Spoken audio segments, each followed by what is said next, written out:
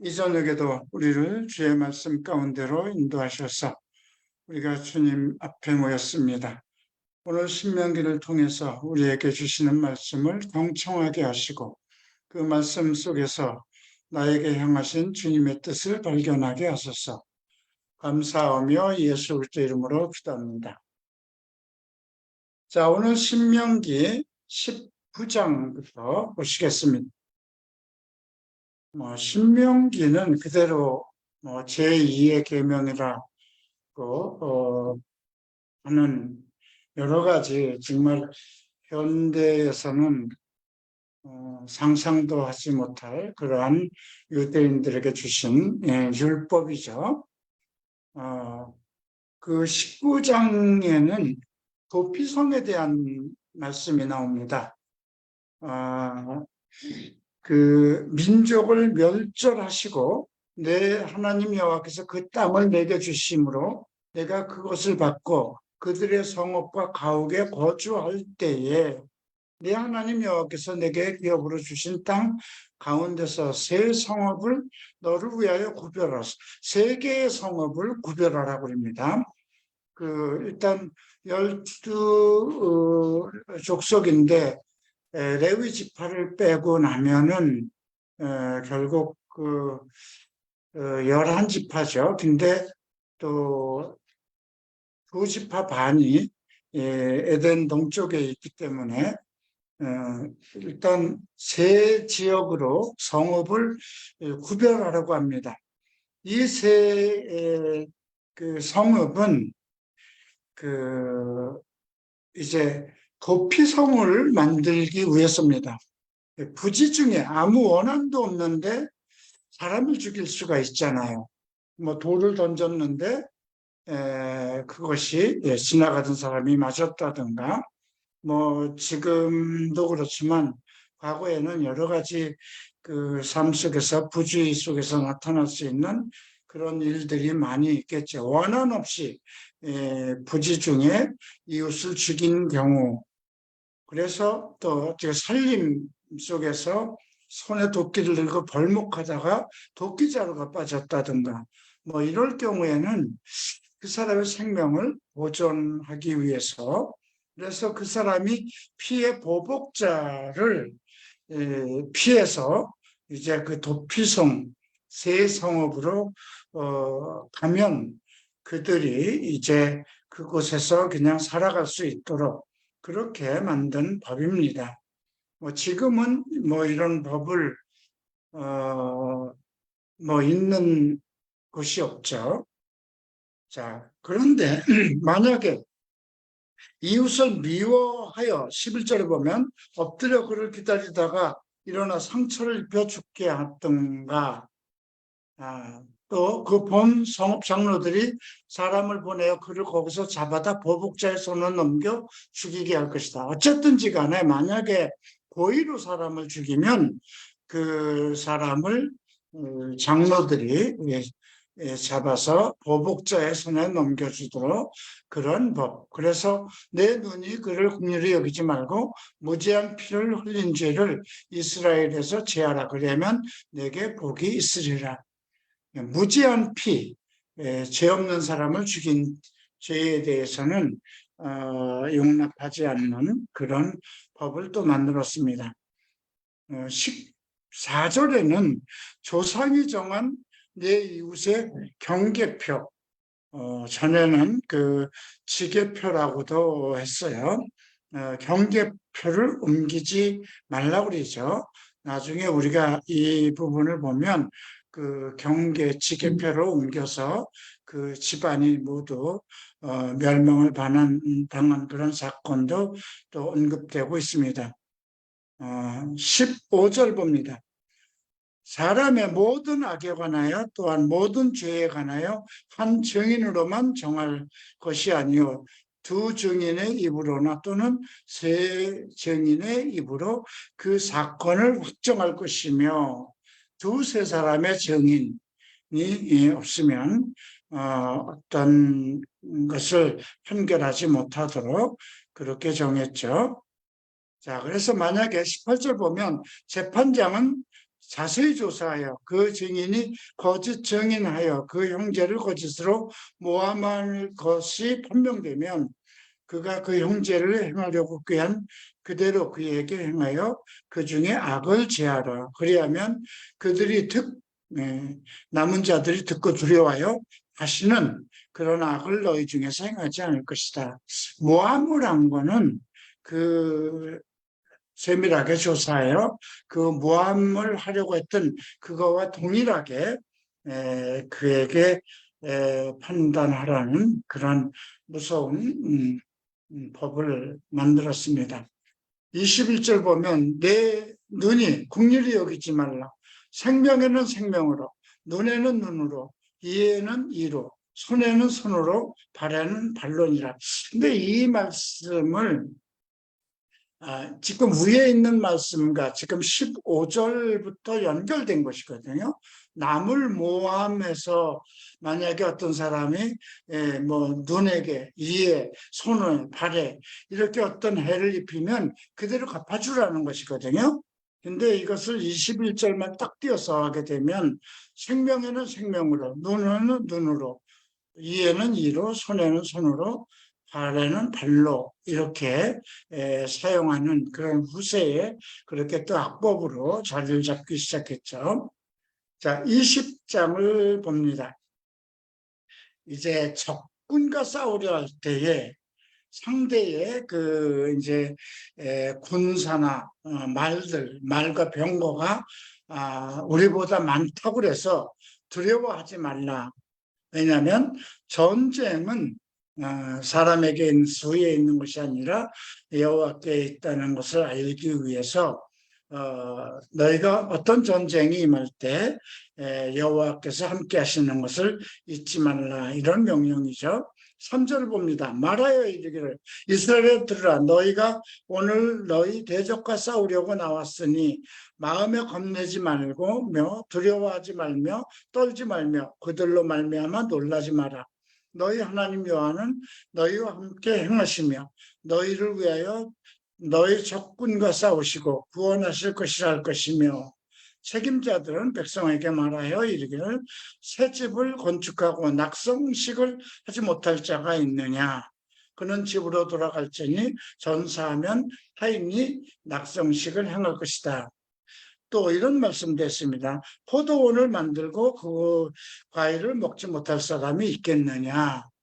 또 어떤 여자와 약혼하고 그와 결혼하지 못할 자가 있겠느냐. 어떤 필연적인 것을 언급한 것이죠. 그러므로 하나님 안에서 하나님 말씀 속에서 살아가는 이스라엘 백성들은 어떤 전쟁에도 두려워하지 말 것을 언급했습니다. 다음 10절을 보면 어떤 성읍에 나아가 치료할 때에 그 성읍에 먼저 화평을 선언하라, 이렇게 선포합니다. 먼저 평화를 얘기하라는 거죠. 전쟁을 먼저 시작하지 말고 평화를 선언하라는 것이죠. 그래서 그 성읍이 만일 화평하기로 화답하고 너희를 향하여 성문을 열면 그 모든 주민들에게 내게 조공을 바치고 너를 섬기게 할 것이요, 화평을 거부하고 너를 대적하고 싸우려거든 너는 그 성읍을 애워싸울 것이며, 그리고 칼날로 그 안에 남자를 다 쳐 죽이라고 합니다. 그리고 여자들과 유아들은 이제 그 탈취물로 삼으라는 것이죠. 16절 봅니다. 오직 네 하나님 여호와께서 내게 기업으로 주시는 민족들의 성읍에는 호흡 있는 자를 하나도 살리지 말라. 그러니까 그 가나안 땅의 7 부족을 얘기하는 것입니다. 헷 족속, 아모리 족속, 가나안 족속, 브리스 족속, 히위 족속, 여부스 족속은 진멸을 하되 한 사람도 호흡하는 사람들은 남기지 말라고 합니다. 이는 그들의 신들에게 행하는 모든 가증한 일을 너희가 가르쳐 본받게 하여 너희가 너희 하나님 여호와께 범죄할까. 그러니까 이방인은 이방신을 가지고 있기 때문에 그들을 살려두면 결국 그들의 신으로 말미암아 이제 이스라엘 백성들이 올무에 사로잡힐 것을 염려한 것이죠. 자, 이제 21장을 봅니다. 자, 이제 그 여호와께서 주어 차지하게 하신 땅에 피살된 시체가 들에 엎드러진 것을 발견하고 그 쳐 죽인 자가 누구인지 알지 못하면 너희 장로들은 재판장들이 나가서 그 피살된 곳에 사방에 있는 성읍의 원근을 잴 것이요. 그 중에서 가장 제일 가까운 성읍의 장로들이 이제 그 멍에를 매지한 암송아지를 취해서 그리고 물이 항상 흐르고 갈지도 않은 그 씨를 뿌린 일도 없는 골짜기로 가서 송아지를 끌고 가서 송아지의 목을 꺾을 것이라. 왜 이렇게 했는지는 모르겠어요.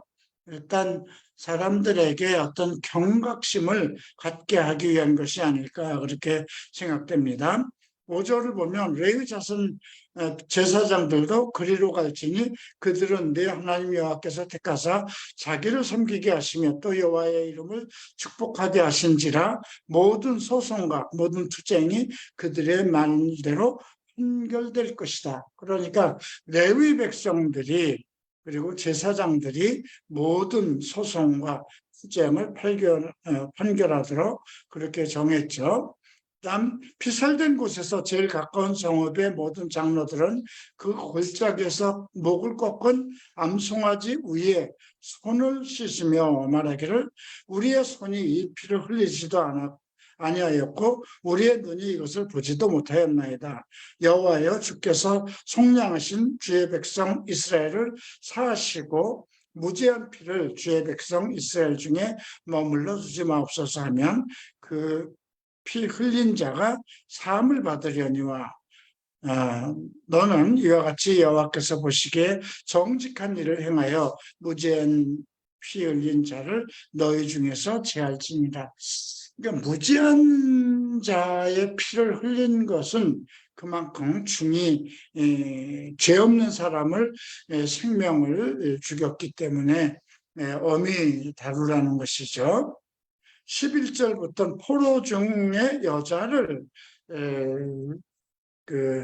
포로된 그 여자를 보고 아내를 삼기를 원하면 데려다가 아내를 삼되 머리를 밀고 손톱을 모두 베고 포로의 의복을 벗고 내 집에서 살며 그 부모를 위하여 한 달 동안 애곡한 후에 내가 그에게 들어가서 그의 남편이 되고 그는 내 아내가 될 것이다.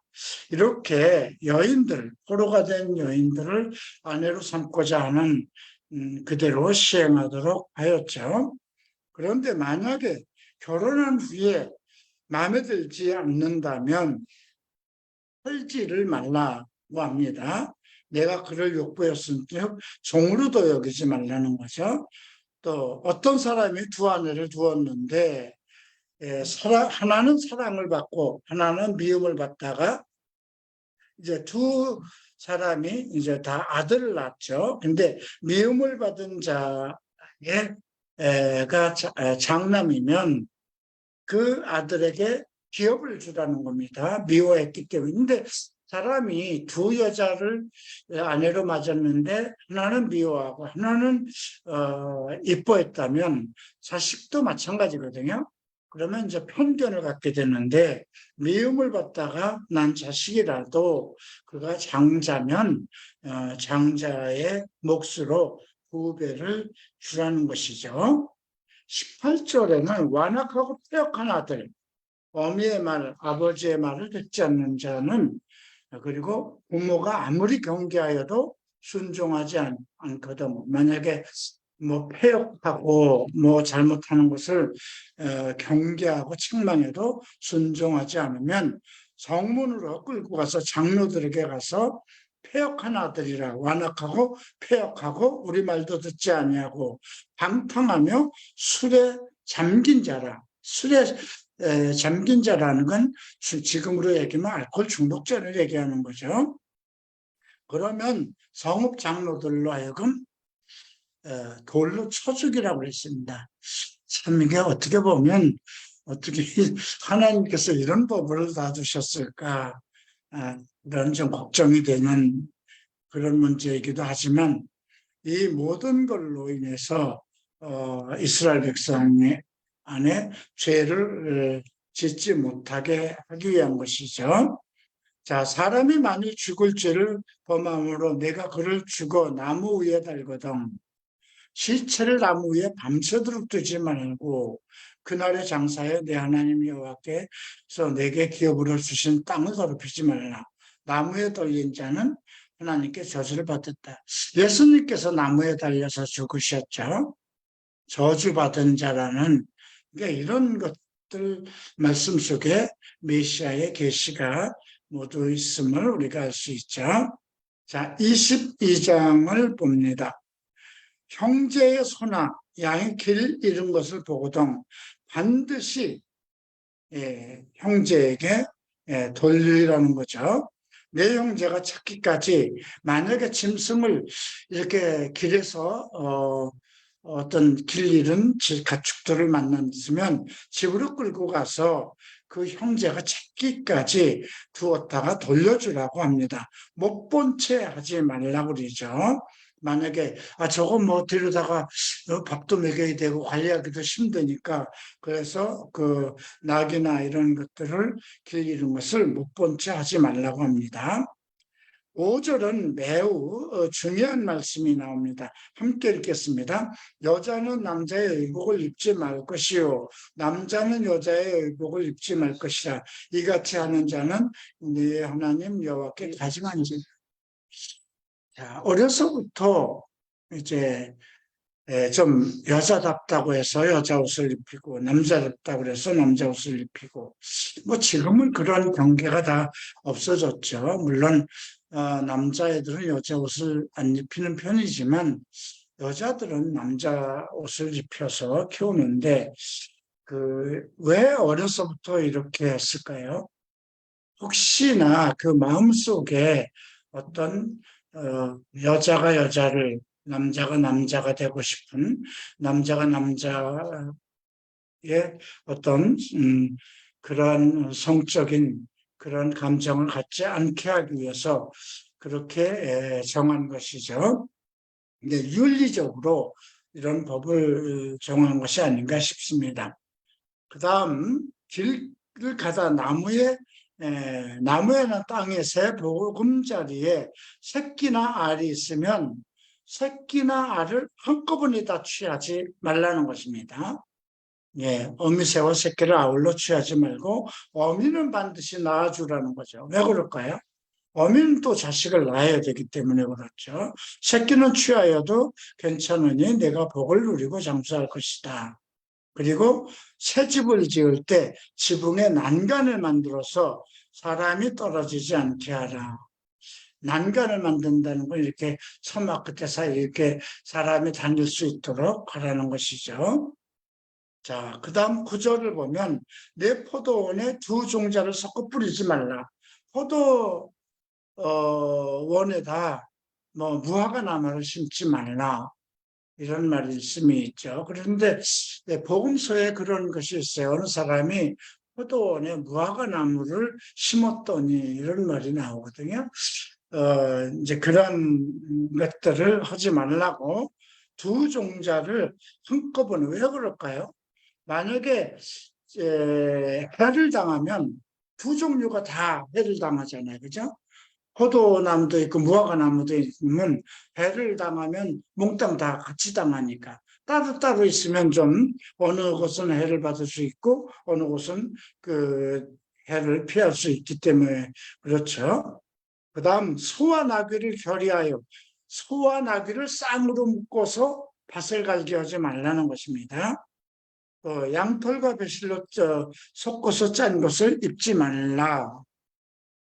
이렇게 정했습니다. 지금은 양털과 배실 다 섞어서 쓰지만 이렇게 하지 못하게 정했죠. 이런 것들은 나름대로 원칙을 유지해 나가기 위한 것이 아닌가 그렇게 생각합니다. 자, 13절 너희가 아내를 맞이하며 그에게 들어간 후에 그를 미워하고 비방거리를 만들어서 그에게 두 명을 씌워 이르되 내가 이 여자를 맞이하였더니 그와 동침할 때 그가 처녀임을 보지 못하였더라 하며 그 처녀가 처녀의 부모가 그 처녀의 표를 얻어가지고 성문 장로들에게 가서 처녀의 아버지가 장로들에게 말하기를 내 딸이 이 사람에게 아내로 주었더니 그가 미워하여 비방거리로 만들었다. 그러니까 그 이스라엘은 딸이 시집가기 전에 그가 처녀인 것을 증명하는 그 증표로 아마 그 생리에 관한 뭐를 부모에게 그 남기고 가는가 봅니다. 그 처녀의 표가 부모에게 맡기고 있는데 살다 보니까 참 여자가 마음에 안 들어. 이 여자가 내가 결혼해 보니까 처녀가 아닌 것 같다. 이렇게 되면 만약에 그 아비가 그 처녀의 증표를 가져오면 그 사람을 때리고 잡아 때리라고 그랬어요. 그리고 누명을 씌움으로 말미암아 은 100세겔을 벌금으로 내고 여자와 아비에게 주고 그 여자는 그 남자가 평생에 버릴 수 없는 아내가 되게 하려니와 만약에 처녀의 표적이 없다면 그 처녀를 그 아버지 집 문 밖에 끌어내고 돌로 쳐 죽이라는 거죠. 결혼 전에 어떤 처녀성을 상실하는 것, 혼전 간음이라고 할까요? 이런 것을 엄격히 다루기 위한 것인 것 같습니다. 자, 22절 봅니다. 어떤 남자가 유부녀와 동침하는 것이 드러나거든. 그 동침한 남자와 여자는 돌로 다 죽이죠. 근데 우리가 그 예수님께서 이건 요한복음 12장에서 나오는 말씀 중에 하나죠. 청녀를 데려다가 그 이 여인이 간음 현장에서 잡아왔다. 이 여인을 어떻게 할까요? 그랬죠. 근데 원래 간음 현장에서 잡아왔으면 남자하고 같이 잡아왔어야 되는 거죠. 근데 여기에 보면 둘 다다 그 돌로 쳐 죽이라고 그랬습니다.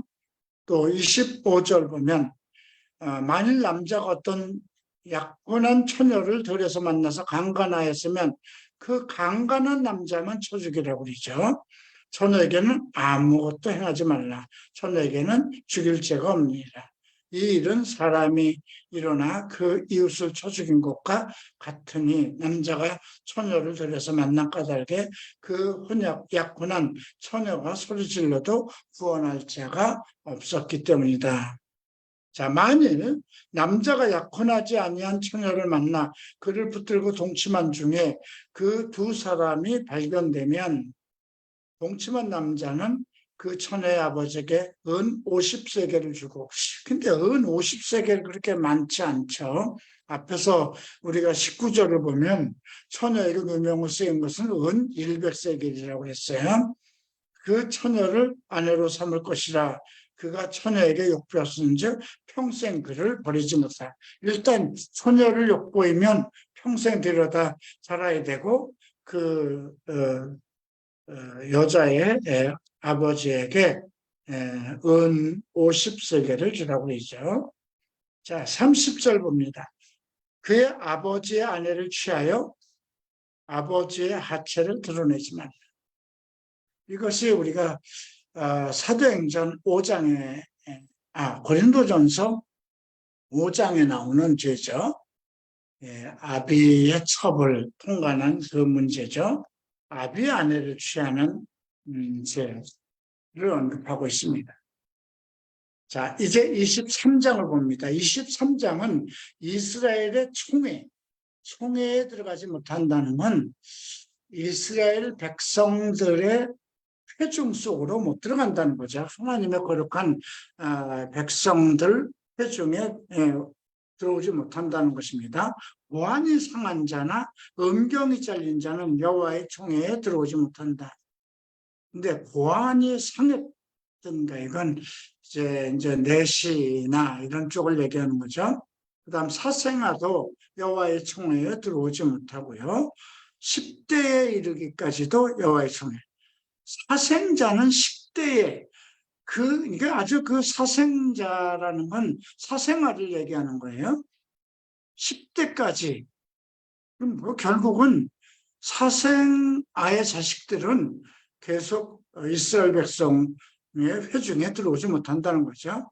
암몬 사람과 모압 사람은 여호와의 총회에 들어오지 못하고 그들에게 속한 자는 10대뿐 아니라 영원히 암몬과 모압,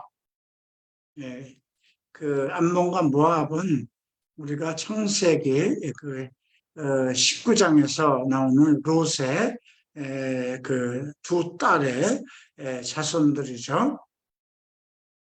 자, 그들은 너희가 애굽에 나올 때 떡과 물로 너희를 길에서 영접하지 않냐고 메소포타미아의 부올 사람 부올의 아들 발람에게 뇌물을 주어 너희를 저주하게 한 자라. 그죠? 이게 아브라함의 조카였기 때문에 나름대로 하나님을 아는 그런 족속임에도 불구하고 그들이 결국 이러한 죄까지 발람을 시켜서 이스라엘을 저주하게 한 이 문제를 삼아서 그 영원토록 10대뿐이 아니라 영원토록 들어오지 못하게 했습니다. 다음 이제 7절 보면 에돔 사람을 미워하지 말라고 합니다. 내 형제이다. 에돔은 에서의 자손입니다. 애굽 사람을 미워하지 말라. 내가 그에게 땅에서 객이 되었다. 애굽에서 400년 동안 종사를 해왔는데도 애굽 사람은 미워하지 말라고 합니다. 근데 앞에서 보면 암몬 사람과 모압 사람 조상에서 서로 어떤 인연을 가지고 있었다 하더라도 그 이스라엘 민족을 저주하게 한 것은 용서하지 않겠다는 것이요. 그래서 그 에돔이나 애굽 사람은 3대 후 자손은 여호와의 총회에 들어올 수 있다. 이렇게 정합니다. 적군을 치러 출전할 때 모든 악한 일을 스스로 삼가니 그리고 10절에 이제 특별한 얘기가 나옵니다. 누가 밤에 몽설함으로 부정한 것. 이건 이제 자의 행위를 얘기하는 것 같아요. 음행을 참지 못해서 이제 설정, 몽설이라고 그러면 꿈속에서 행한 거라고 몽정이라고 생각하는데 글쎄요, 꿈에서 몽정한 것을 본인의 의도로 한 것은 아닌 것 같은데, 그래서 진영 바깥으로 내쫓고 목욕하고 들어오도록, 그리고 진영 밖에 변소를 마련하고 그리로 나가되 그 변을 보고는 삽을 대변을 볼 때는 땅을 파서 그 배설물을 덮도록 그렇게 하였습니다. 14절 봅니다. 이는 그렇게 하는 이유는 네 하나님 여호와께서 너를 구원하시고 적군을 내게 넘기시고 내 진영 중에 행하십니다. 그러므로 내 진영을 거룩하게 하라. 이스라엘 진영을 거룩하게 하라. 그리고 불결한 것을 보이지 않게 하라는 그런 말씀입니다. 자, 그 다음 15절. 종이 그 주인을 피하여 내게로 도망하거든 너는 그를 주인에게 돌려주지 말라는 거죠. 돌려주면 어떻게 될까요? 다시 아마 학대하고 죽이던가 하겠죠. 자, 다음 17절. 이스라엘 여자 중에 창기가 있지 못할 것이요. 이스라엘 남자 중에 창녀, 창남을 얘기하는 것입니다. 창기가 번 돈은 개같이 여겨서 하나님께 하나님 전에 예물로 드리지 못하게 했습니다. 9절에는 형제에게 구워준 것은 이자를 받지 말라고 합니다. 그 다음에 외국인에게 구워준 건 이자를 받아도 된다. 이렇게 정하고 있습니다. 다음 21절 봅니다. 함께 읽겠습니다. 내 하나님 여호와께서 서원하거든 묻기를 더디하지 말라. 내 하나님 여호와께서 반드시 그것을 내게 요구하시리니 더디면 그것이 내게 죄가 될 것이지. 신약에서는 도무지, 예수님은 도무지 맹세하지 말라고 그러죠. 성전으로나 어디에다가도 하늘로나 땅으로나 도무지 맹세하지 말라고 그러죠. 왜냐하면 맹세한 것을 꼭 하나님께서 받으시기 때문에 하지 말라고 한 것입니다. 내가 서원하지 아니했으면 무죄하리라. 그러나 내 입으로 말한 것은 그대로 실행하도록 유의하라. 지금들은 그냥 쉽게 우리가 내가 주먹을 들어 맹세한다, 하늘을 들어 맹세한다 이렇게 쉽게 얘기하는데 성경은 그렇게 얘기합니다. 우리 입으로 나온 모든 말은 책임을 져야 된다는 거죠. 그래서 어떤 무익한 말을 할지라도 그리스도의 날에 그 말에 대한 책임을 져야 될 것이다. 이런 말씀이 있습니다. 자, 24장 봅니다. 아내를 맞이하러 데려온 후에 그에게 수치되는 일이 있음을 발견하고 그를 기뻐하지 아니하면 이혼 증서를 써서 그 손에 주고 그를 자기 집으로 보내. 이혼 증서. 근데 이게 이제 예수님 때에도 유대인들이 시험하러 나와서 예수님을 시험하러 모세는 이혼 증서를 써서 이혼하라고 그러는데 당신은 어떻게 생각하냐 이렇게 물은 일이 있어요. 근데 예수님은 그들의 마음을 알고 음행한 것, 간음한 것 외에는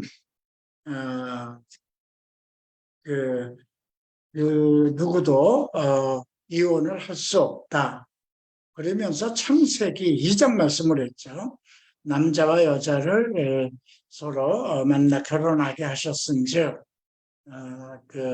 하나님이 맺게 한 것을 하나님이 정하신 것을 아무도 피하지 못할 것이다. 이렇게 원래 창조의 뜻을 가지고 말씀한 일이 있습니다. 그래서 함부로 이혼을 하지 못하는. 근데 이제 모세는 이혼 증서를 써주라고 그러죠. 근데 그 당시 만약에 그렇지 않으면 돌로 쳐 죽이든가 아니면 평생 그 아내가 이렇게 정말 학대받으면서 살게 될 것이니까 아마 임시 방편을 줬던 것 같습니다. 5절 봅니다. 사람이 새로 아내를 맞이하면 그를 군대에 보내지 말라. 장가 들자마자 군대에 보내면 안 되죠. 1년 동안 한가하게 집에 있으면서 이건 결혼 휴가와 같은 것이 1년 동안 주어져. 그가 맞이한 아내를 즐겁게 할 것이다. 자, 6절을 보면 맷돌이나 의짝을 전당 잡지 말지니라. 그 생명을 전당 잡. 왜냐하면 맷돌은 아래 위 밑에 이렇게 같이 돌아가야 되는 거잖아요. 근데 맷돌 위짝을 만약에 전당 잡아야 돈을 빌려주고 그럼 그 사람이 그 맷돌질을 못 하잖아요. 이렇게 합리적인 법을 또 저당법을 또 정했습니다. 사람이 자기 형제 곧 이스라엘 자손 중 한 사람을 유인하여 종으로 삼거나 판 것이 발견되면 그 유인한 자를 죽일지니 이리하여 너희 중에 악을 제할지라 했습니다.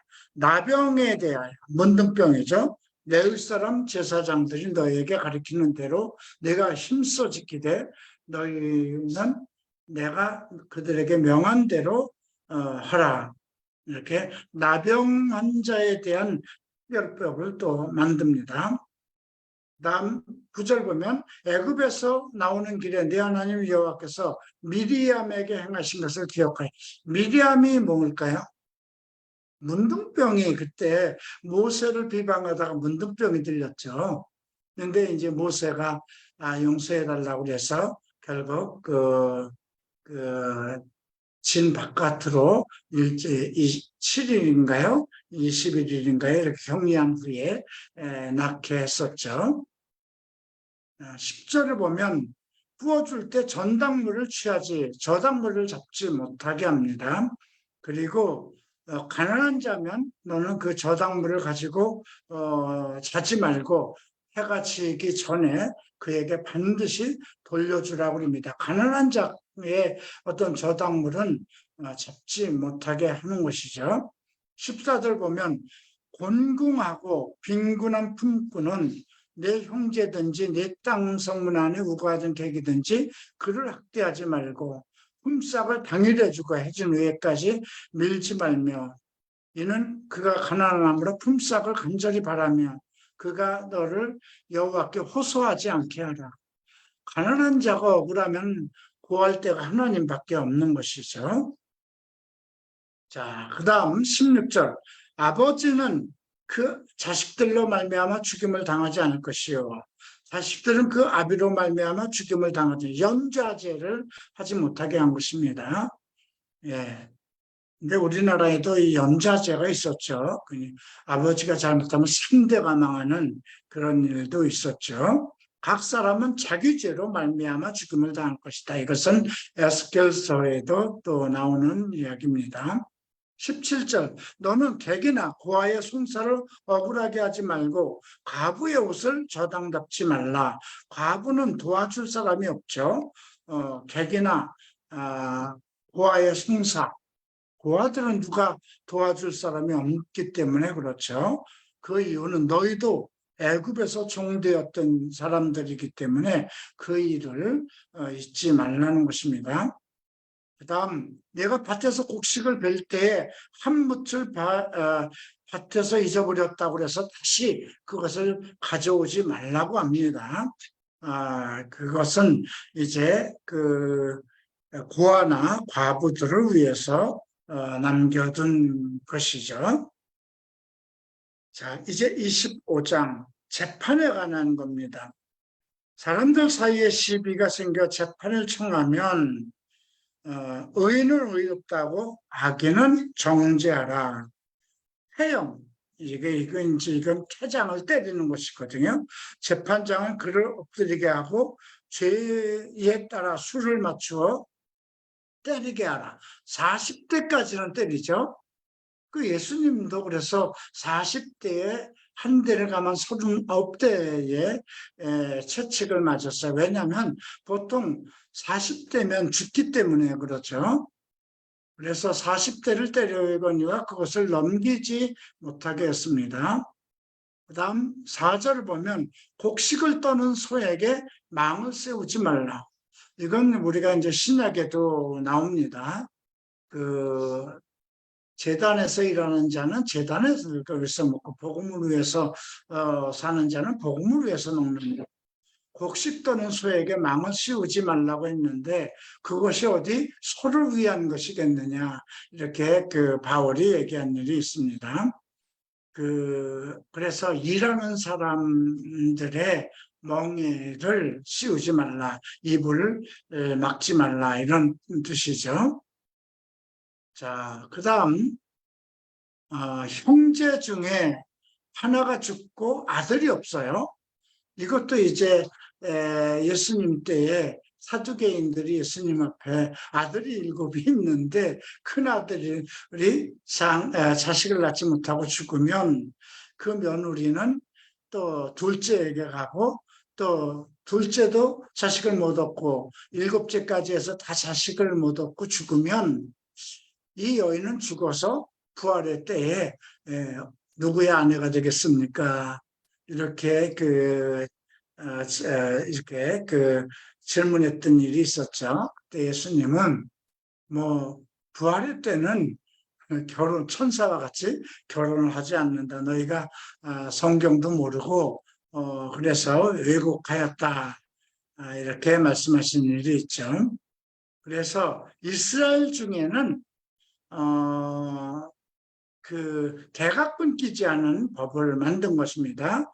그래서 7절 하반부를 보면 내 남편의 형제가 그의 형제의 이름을 이스라엘 중에 있기를 싫어하며 남편의 형제가 되는 의무를 내게서 행하지 아니한다 하면 신을 벗기고 그 얼굴에 침을 뱉고 그 형제의 집을 세우기를 즐겨하지 않는 자는 이같이 할 것이다. 이것이 어디에 나올까요? 우리가 나중에 배우는 이야기인데 룻기에 나오죠. 그 보아스 룻의 며느리 이제 그 나오미의 며느리 룻에 대한 이야기로 나옵니다. 그래서 기업을 잇게 하기 위해서 이스라엘은 어쨌든 그 기업을 이어가야 되는 그런 것입니다. 다음 11절에 보면 서로 싸우다가 남편을 구하려기 위해서 그 사람의 음낭을 잡으면 손을 찍어버리라고 그랬어요. 이제 그 자기 어떤 남편과 남자가 서로 싸움을 하는데 그 상대 남편의 그 음낭을 잡았어요. 아내가. 그러면 손을 찍어버리라고 그러죠. 참 무서운 법입니다. 자, 13절. 내 주머니에 두 종류의 저울추, 큰 대와 작은 대를 별도로 두지 말라는 것입니다. 온전하고 공정한 저울추를 두고 온전하고 공정한 대를 둘 것이다. 이렇게 언급했습니다. 17절 보면 너희는 애굽에서 나오던 길에 아말렉이 내게 행한 일을 기억하라. 아말렉이 어떻게 했나요? 이스라엘 백성이 애굽에서 나올 때 맨 뒤에 이제 노인들과 어린아이들이 뒤쳐져서 나오죠. 근데 아말렉이 항상 그 뒤를 공격을 했어요. 그래서 사실 우리가 이제 사무엘상을 보면 그 베냐민 지파에서 사무엘이 왕이 됐는데 그 사무엘이 명령을 합니다. 그 사울 왕 보고 이제 너는 가서 아말렉을 모두 진멸하라 그랬는데 진멸하지 않고 좋은 것을 남겨두고 그랬죠. 그걸로 인해서 당신이 하나님의 말씀을 버렸으므로 하나님께서도 당신이 왕이 되지 못하게 할 것이다. 이런 일들, 이제 앞으로 이런 일을 또 공부하게 됩니다. 자, 18절. 곧 그들이 너의 길에서 만나 내가 피곤할 때 내 뒤에 떨어진 약한 자를 찾고 하나님을 두려워하지 아니하였노라. 그러므로 내 하나님 여호와께서 내게 기업으로 주어 차지하시는 땅에서 내 하나님 여호와께서 사방에 있는 모든 적군으로 또 내게 안식을 주실 때에 너는 천하에서 아말렉에 대한 기억을 지어버리라. 너는 잊지 말라. 그러니까 평안할 때에. 그래서 사실 그 명령을 사울 왕에게 주었던 것이죠. 자, 이렇게 해서 이거 이제 많은 내용들을 우리가 살펴봤는데요. 지금은 응할 수 없는, 이해가 되지 않는 거지만 그 당시에는 나름대로 어쩔 수 없이 이스라엘 백성들로 정말 잘 살고 하나님의 뜻대로 인도하기 위한 그런 법이 아니었는가 싶습니다. 자, 오늘 여기까지 하고 다음 주에 우리가 또 30장까지 또 보겠습니다. 다음 주, 두 번 주에 34장까지니까 앞으로 두 주를 신명기를 마치도록 하겠습니다. 뭐 레위기, 신명기, 민수기, 오히려 민수기가 조금 그 흥미로운 이야기들이 많이 나오죠. 반역의 사건들이 많이 나오죠. 우리가 지난주 유다서에서 배웠던 그런 내용들도 언급되어 있고요. 자, 그래도 신명기를 통해서 다시 이스라엘 백성들에게 주신 하나님의 법을 모세가 이렇게 정리해서 이스라엘 백성에게 남긴 것입니다. 자, 기도하고 마치겠습니다. 존귀하신 주님 감사합니다.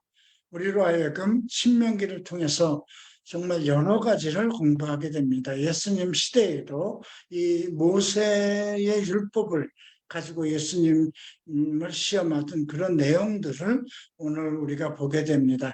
간음의 문제라든지 맹서의 문제라든지. 그래서 예수님은 옛 맹서에 옛사람이 이르기를 간음을 하지 말라 하였거니와 모세의 이혼증서를 써주라 하였거니와 또 맹세를 하지 말라 하였거니와 이러면 그런 말씀을 들어서 하나님 예수님께서는 그 하나님의 본뜻을 새롭게 해주신 말씀들을 기억하게 합니다. 오늘 이 신명기를 통해서 오늘 우리가 어떻게 살아가야 할 것인가? 나는 과연 정말 어떤 음행의 문제에서 또 결혼 생활에서 또 앞으로 삶의 모든 이웃과의 관계에서 바르게 살고 있는가 이런 것을 깨닫는 시간이 되게 하소서. 감사하며 예수 그리스도의 이름으로 기도합니다. 아멘.